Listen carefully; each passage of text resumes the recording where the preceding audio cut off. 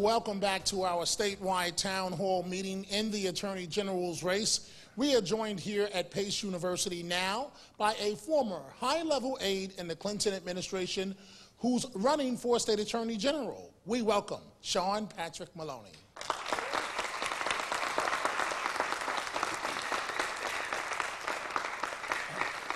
Okay, Mr. Maloney, tonight belongs to the people of New York in terms of they are the ones asking the questions. And by the way, we think you're doing an excellent job, as well as all the audiences around the state. So you deserve a round of applause there. And I will turn to you, ma'am. Tell us your name, where you're from, and go right ahead with your question. Good evening. Joanne Henry. I'm from East Harlem. My question is to you the following. Do you believe enough is enough in regard to the following? What do you, if you were to become Attorney General, what would you do to, instead of what's going on, take care of the police brutality in New York and the racial hatred crimes that are continuing to occur? You know, look, I think the best thing anybody can say on this subject is that we need to recognize that white people are privileged in our society. You know, we don't live in an equal society.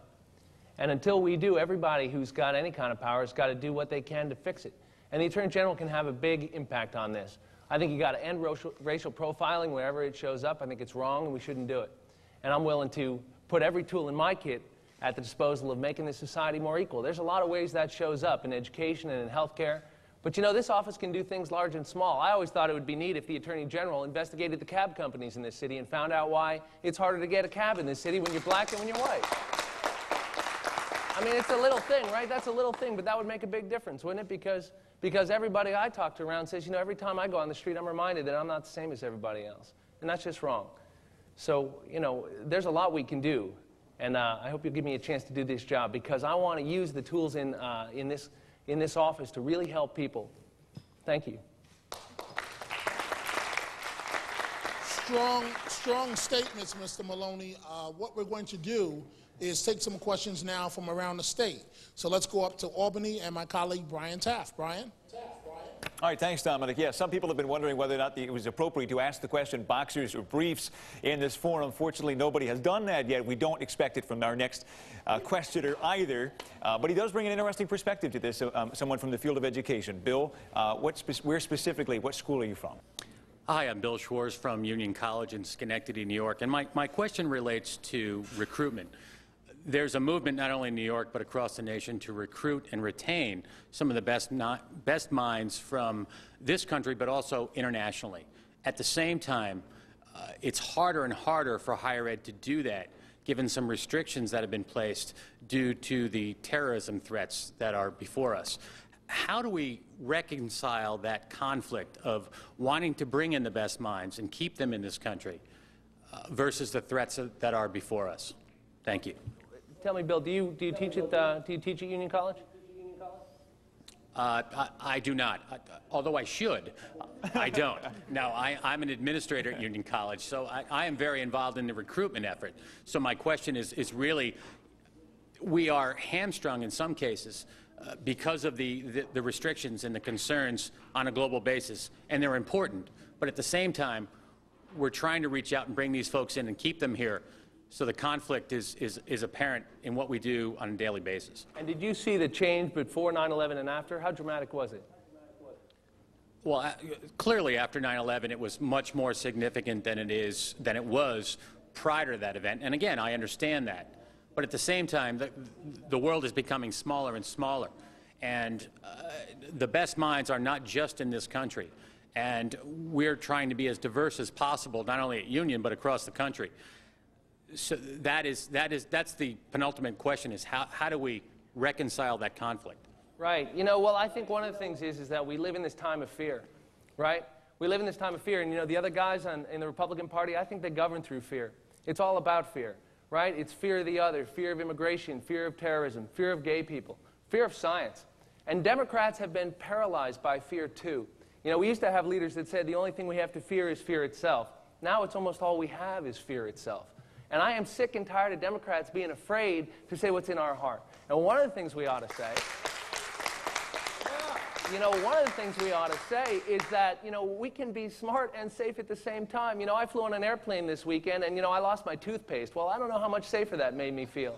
You know, I think what would be great is we engaged in the world, and if we understood and had leaders who said that the one thing we got going for us in this world is that we are a wildly diverse society, and that is a source of strength, and we need to teach that to our kids, and we need to act in a way that demonstrates that. And our strength comes not from our force of arms, it comes from our ideas, and we need to live those ideas. And so I think when we're talking about recruiting teachers from other lands, or whether we're talking about reinforcing diversity at every stage in American society, we just can't do enough. You know, and one of the areas this comes up is immigration. We are making immigrants the enemy in this country, and that's just wrong. It's wrong. This country used to be... And this office can do something about that. You know, we might be talking about professors from other countries. We might be talking about the people who pick the grapes and the apples that we all put on our kids' dinner table. It might be the people who make up our beds in hotel rooms, or the people who do a lot of other jobs that other people don't want to do in this society.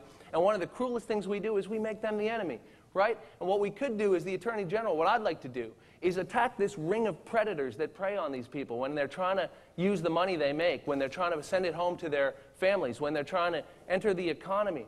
And there's all sorts of people who prey on them because they're weak and they're vulnerable and they don't have a voice. And if you want to understand what I'm doing in this race, and you want to understand what I'm doing, you're looking out for this office, what I have in my heart is to use every tool we got to protect the innocent and the vulnerable in New York. That's what the Attorney General can do. And I hope you'll give me a chance to do it. And thanks for your question. Okay. From Albany, let's now go to Rochester, where my colleague Jim Maroney is standing by. Jim, what do you have?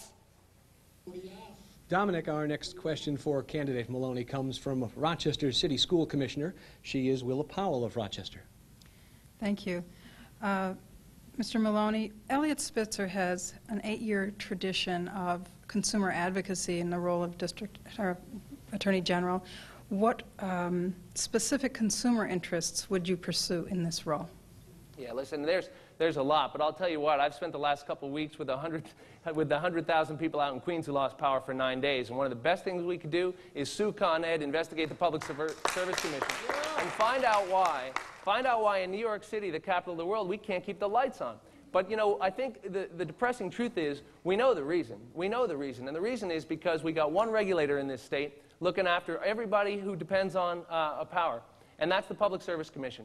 And what we find out in the last couple of weeks is that there's 5 commissioners on the PSC, and 4 of them are big donors to, guess what, Republican candidates and the governor.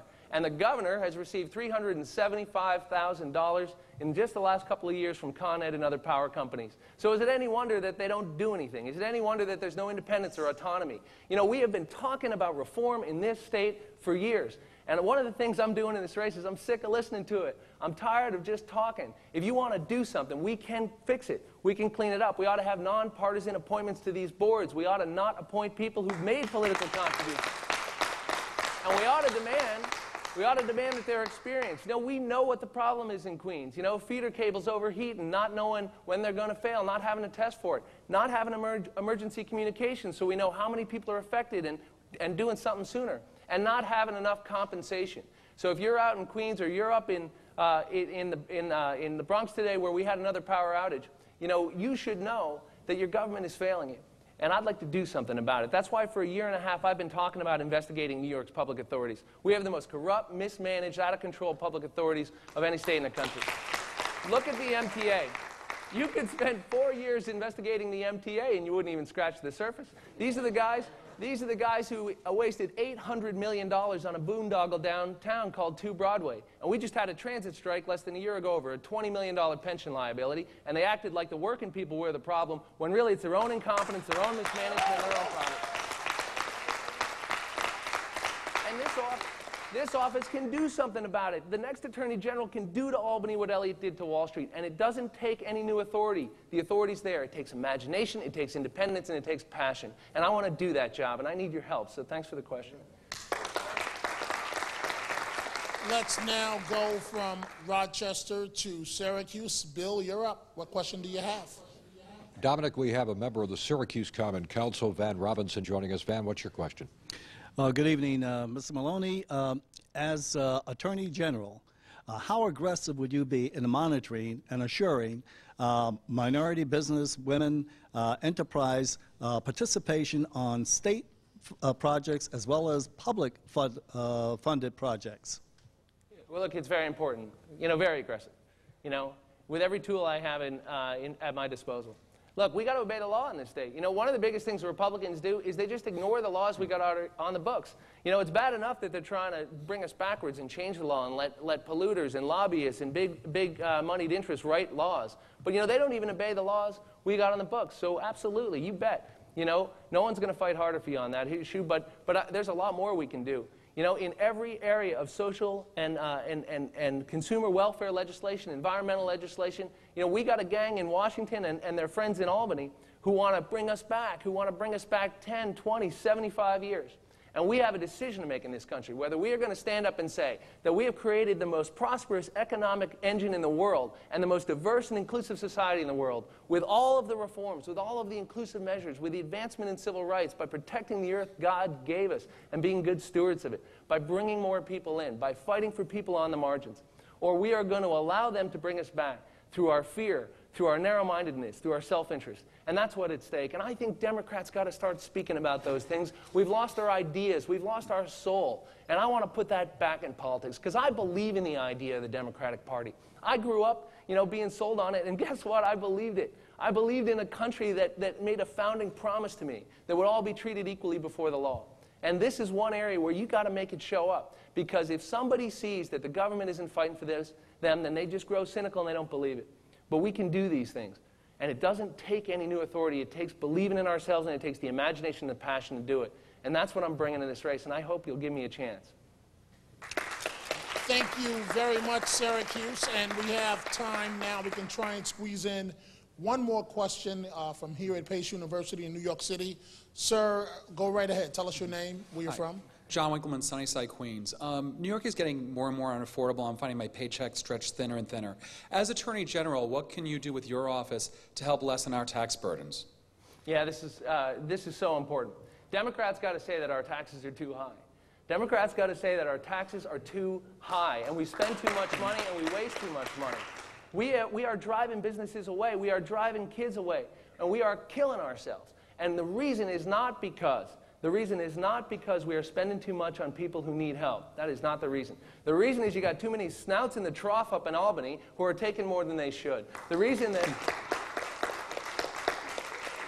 And if you look in area after area, look at the Medicaid program. Is there any more program that's more important to people? This is a program that means when you can't afford to have a baby, or if you have a heart attack, your life falls apart. That program is there for you. But the New York Times tells us there's $10 to $18 billion of fraud in it. It's a honeypot. And there's almost this conspiracy of silence because everybody's getting paid and it's wrong. And it's not just the...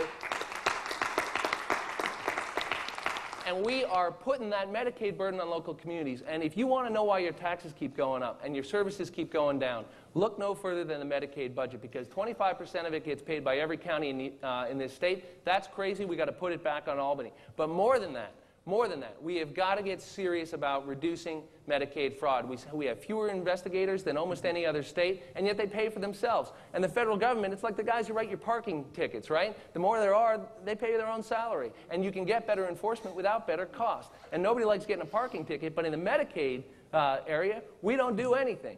And if we just did what other states do, we spend twice as much per patient. We've got an unbelievable situation on our hands.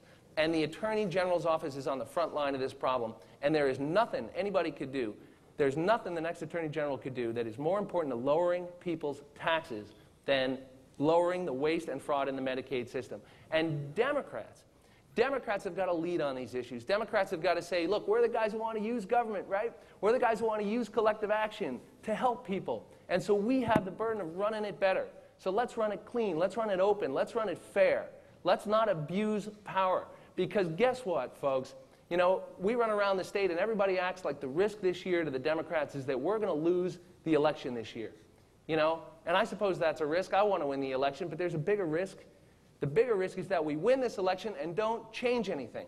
That it's just the same old stuff. That it's just the same, we just pay our friends instead of theirs. I have no interest in that kind of politics. It interests me not at all. It's not what gets me out of bed in the morning. What gets me out of bed in the morning is going to work and using every fiber in my body to do something when we get power, to show people we can be trusted with their votes and their money, and to rebuild a majority coalition for progressive and democratic values. We used to have it in this country, and we've lost it. We need to put it back together. Thank you. Okay, we thank you very much for that question, sir. And we thank you very much, Sean Patrick Maloney. That is all the time that we have for him. We have to take a break. We're not